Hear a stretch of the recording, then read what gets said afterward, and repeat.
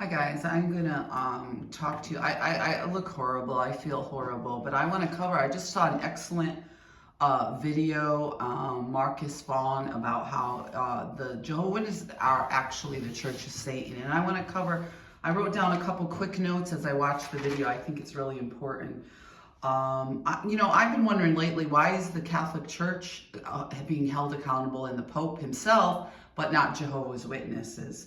So he covers this very well with some other things about the Jehovah's Witness, but that was my first take on it. And so I'm going to go through some bullet points that I've jotted down here for myself. Yes, the fear of the cross. Christ is just another angel. They're actively against Catholicism. My godmother's a Jehovah's Witness, and I have dealt with these Jehovah's Witnesses throughout my life. They tried to get me to drop out of college when I went to college. It was awful. I had to finally ask the lady to leave because, they're so nice to get you into a Bible study, but then they slowly work on the things that you shouldn't be doing. And, do you really think Jehovah wants you to have an education? The shunning was horrible. I mean, for innocuous little things like, the Barbie car. She didn't get the Barbie car, my cousin. So right away, you get all these people. And they'll actively come around like in the supermarket to shun you and make sure you know that you're getting the cold shoulder and the back and they don't want to talk to you. So I got some bullet points here.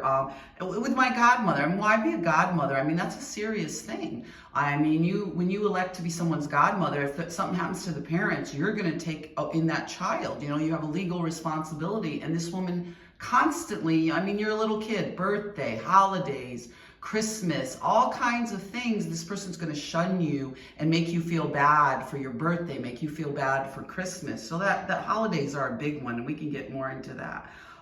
Christians are about forgiving, but these people do not forgive, at least in my community. It's this holding grudges and this vindictiveness. It's horrible, especially when you're a little kid. And I would get lectures all the time about bearing false witness. That was huge with my godmother. I mean, the lectures were just insane. And here they lured me home from working here with this Fred Winters. I was dating him at the time, my boss Mary, and a few people at the CSI, this photography business. I was going to work in Miami, so I went down and I was going to interview people to have work in the studio, the photography studio. And right away the racism started. You didn't hire the black person, and that's a big part of their abuse too. Is this racism that feeds into this? They destroyed my reputation. They were constantly bearing false witness, making things up. It's almost like a demonic mantra, about bearing false witness, and yet they've been constantly doing this since I was a child. So we can get into this 2-witness rule. It was my cousins, Holly, me, and this Cheryl. They called her Shay Shay. So we were witness to this kind of abuse, and it continues. When she was 12 years old, my cousin was dating 2 black men from the Kingdom Hall. But constantly looking for racism with other people. My mother accused me of having sex with my classmate. Here I'm a virgin, I'm a little girl, I'm scared to death. I'm like, what are you talking about? He's just my classmate. But this is what was going on with my other cousin. My mother got into a big fight with the mother because she was flirting with his father.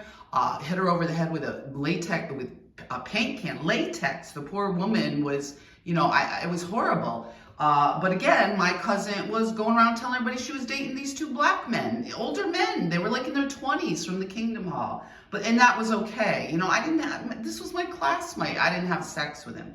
So it's this constant sort of racism, this sort of like the bearing false witness, but yet they're constantly smearing your reputation. And at this point, it's resulted in the loss of numerous assets. We're not talking about the Barbie car at this point. And then this Karen, they have this Karen in this group, and she's going on about black people and, well, would you have sex with a black man? I'm like, well, how can you even talk to somebody like that? How can you even bring these themes up? How can you even accuse? I don't even know you that well to even discuss these kinds. But it's like an obsession. It's like a constant, and then they pretend they're sort of in this witchcraft coven. They'll go. I mean, this hatred towards women. If you really, you look at the historical significance of witchcraft and some of this stuff. A lot of it's bullshit. A lot of it's just this, making up things about people. So we'll get more into that. I want to touch base on a few of these things. If you get a chance, watch that video. The man is excellent. I mean, he really touches more eloquently on these themes that I would like to talk more about.